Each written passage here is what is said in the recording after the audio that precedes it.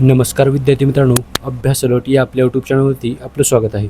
तर विद्यार्थी मित्रांनो बघा, आज आपण पाहणार आहोत 6 जून 2026च्या अत्यंत महत्त्वाच्या चालू घडामोडी. तर व्हिडिओ पहिल्यापासून शेवटपर्यंत पाहण्याचा प्रयत्न करा. अतिशय महत्त्वाचे आणि निवडक प्रश्न असणार आहेत, जे की तुम्हाला कोणत्याही स्पर्धा परीक्षेमध्ये डायरेक्ट विचारले जाऊ शकतात. तर बघा, आजचा प्रश्न क्रमांक 1 आहे. संयुक्त राष्ट्र महासभेचे म्हणजेच युनायटेड नेशन जनरल असेंब्लीचे 81वे अध्यक्ष म्हणून कोणाची निवड झाली आहे? तर बघा, त्यांचं नाव आहे खलीलुर रहमान. खलीलुर रहमान यांची संयुक्त राष्ट्र महासभेचे 81वे अध्यक्ष म्हणून निवड झालेली आहे. ओके, तर लक्षात ठेवा, प्रश्न महत्त्वाचा आहे बघा. तर बघा, संयुक्त राष्ट्र महासभेच्या 81व्या अध्यक्षपदी बांगलादेशचे परराष्ट्र मंत्री खलीलुर रहमान यांची निवड झालेली आहे आणि त्यांनी सायप्रसच्या ॲड्रियास काकोरिस यांचा पराभव केलेला आहे. तर लक्षात ठेवा. चला पुढचा प्रश्न बघूयात आपण. बघा, प्रश्न क्रमांक 2 आहे. FIH महिला हॉकी नेशन्स कपसाठी 20 सदस्यीय भारतीय संघाचे कर्णधार कोण आहेत? तर बघा, त्यांचं नाव आहे Salima Tete. Option number A याचं उत्तर असणार आहे. तर सलीमा टेटे यांची नियुक्ती झालेली आहे. कर्णधार आहेत बघा सलीमा टेटे आणि उपकर्णधार आहेत नवनीत कौर. या स्पर्धेचा कालावधी आहे 15 ते 21 जून 2026 आणि बघा, म्हणजेच न्यूझीलंडमधील ऑकलंड या ठिकाणी या स्पर्धा होणार आहेत. चला पुढचा प्रश्न बघूयात आपण. प्रश्न क्रमांक 3 आहे बघा. सिंगापूर ओपन 2026मध्ये पुरुष दुहेरीचे विजेतेपद कोणी जिंकले आहे? तर बघा, अतिशय महत्त्वाचा प्रश्न आहे. याचं उत्तर आहे बघा ऑप्शन नंबर सी, म्हणजेच वरीलपैकी दोन्ही. तर बघा, चिराग शेट्टी आणि सात्विक साईराज या दोघांनीही सिंगापूर ओपन 2026मध्ये पुरुष दुहेरीचे विजेतेपद जिंकलेले आहे. ओके, तर लक्षात ठेवा. तर चला बघूयात आपण. बघा, सिंगापूर ओपन 2026 या स्पर्धेमध्ये, या बॅडमिंटन स्पर्धेमध्ये पुरुष दुहेरीचे विजेतेपद भारताच्या सात्विक साईराज रंकीरेड्डी आणि चिराग शेट्टी या जोडीने जिंकलेले आहे. तर बघा, अंतिम सामन्यामध्ये त्यांनी इंडोनेशियाच्या फजर अल्फियान आणि मोहम्मद शोहिबुल फिक्री या जोडीचा पराभव केलेला आहे. बघा, त्यांनी ऐतिहासिक कामगिरी केलेली आहे. तर बघा, सिंगापूर ओपनच्या इतिहासामध्ये पुरुष दुहेरीचे विजेतेपद पटकावणारी सात्विक चिराग ही पहिलीच भारतीय जोडी ठरलेली आहे. तर लक्षात ठेवा, पहिलीच असल्यामुळे प्रश्न महत्त्वाचा आहे. तर बघा, अव्वल जोडीला हरवले. तर बघा, त्यांनी उपांत्य फेरीमध्ये दक्षिण कोरियाच्या जगातील नंबर 1 जोडीचा पराभव करून अंतिम फेरीमध्ये प्रवेश केलेला आहे. तर लक्षात ठेवा. चला पुढचा प्रश्न बघूयात आपण. बघा, प्रश्न क्रमांक 4 आहे. तैपेई कॅपिटल कप 2026 या आंतरराष्ट्रीय कौशल्य स्पर्धा कोणत्या देशामध्ये आयोजित करण्यात आल्या? तर बघा, तैवान या देशामध्ये या स्पर्धा आयोजित झाल्या होत्या. तर चला बघूयात आपण. बघा, या स्पर्धेचे आयोजन तैवानची राजधानी तैपेई येथे करण्यात आले होते. ओके, आणि भारताच्या 5 सदस्यीय संघाने यामध्ये अप्रतिम कामगिरी करत 2 रौप्य पदके म्हणजेच सिल्वर मेडल्स आणि 3 गुणवत्ता पुरस्कार मेरिट अवॉर्ड्स हे पटकावलेले आहेत. ओके, तर लक्षात ठेवा. तर चला पुढचा प्रश्न बघूयात आपण. बघा, प्रश्न क्रमांक 5 आहे. आंतरराष्ट्रीय पर्यावरण दिवस दरवर्षी केव्हा साजरा केला जातो? तर दरवर्षी आपण 5 जून रोजी आंतरराष्ट्रीय पर्यावरण दिवस साजरा करतो. ओके, तर लक्षात ठेवा, अतिशय महत्त्वाचा प्रश्न आहे बघा. चला बघूयात आपण याबद्दल.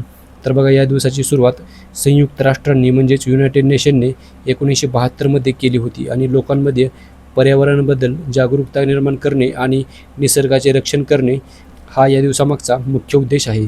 जागतिक पर्यावरण दिवसाची 2026ची थीम आहे बघा, प्रकृतीकडून प्रेरित हवामानासाठी आपल्या भविष्यासाठी.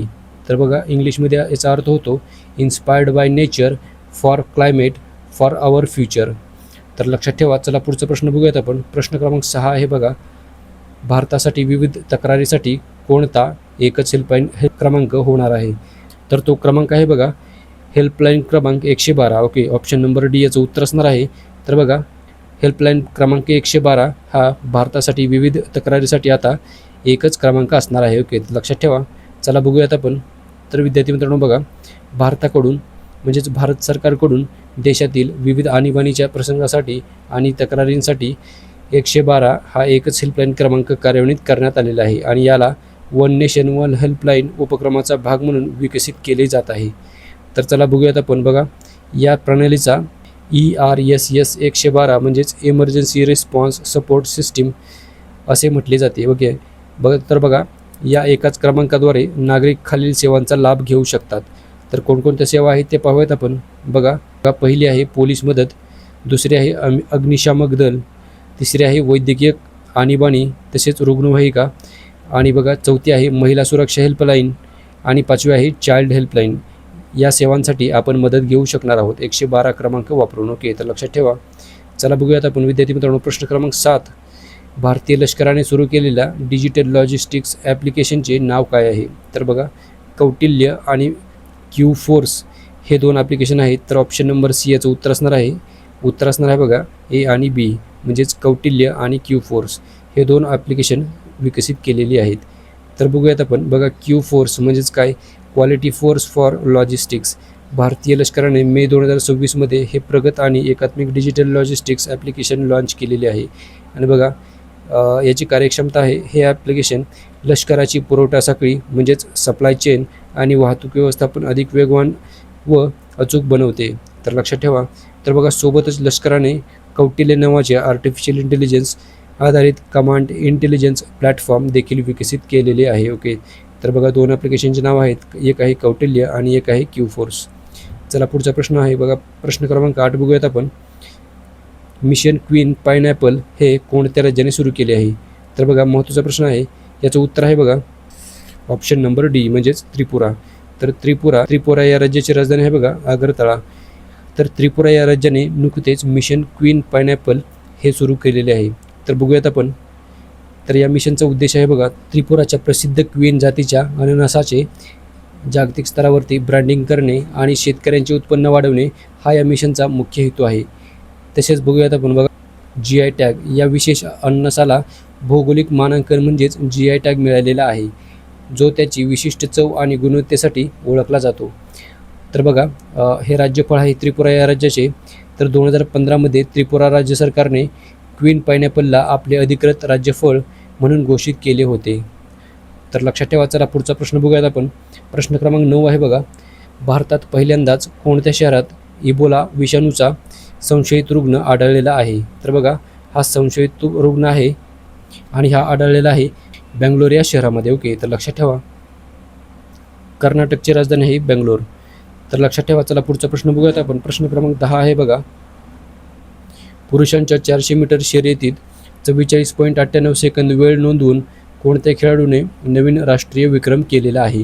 तर बघा त्या खेळाडूचं नाव आहे विशाल टीके. ऑप्शन नंबर ए याचं उत्तर असणार आहे. तर विशाल टीके या खेळाडूने नुकतीच ही कामगिरी केलेली आहे. तर चला बघूयात आपण. पुरुषांच्या 400 मीटर शर्यतीमध्ये 44.98 सेकंद अशी ऐतिहासिक वेळ नोंदवून तामिळनाडूच्या विशाल टीके याने नवीन राष्ट्रीय विक्रम प्रस्थापित केलेला आहे. तर चला बघूयात आपण.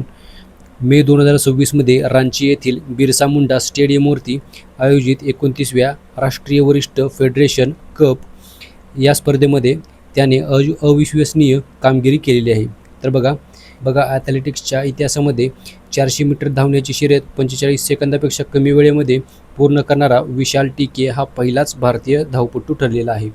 तर लक्षात ठेवा. अतिशय महत्त्वाचा पॉईंट आहे बघा हा स्वतःचाच विक्रम त्याने मोडलेला आहे. यापूर्वीचा 45.12 सेकंदाचा राष्ट्रीय विक्रमही त्याच्याच नावावर होता आणि जो त्याने सुधारला आहे, म्हणजेच त्याने तो विक्रम आता मोडलेला आहे.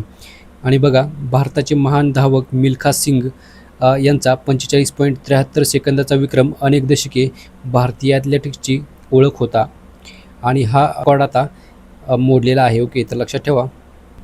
आणि याच प्रश्नाबरोबर आजच्या दिवसाचे जे करंट अफेअर्सचे प्रश्न होते ते सर्व आपण कव्हर केलेले आहेत विद्यार्थी मित्रांनो. तर भेटूयात आपण उद्या. धन्यवाद.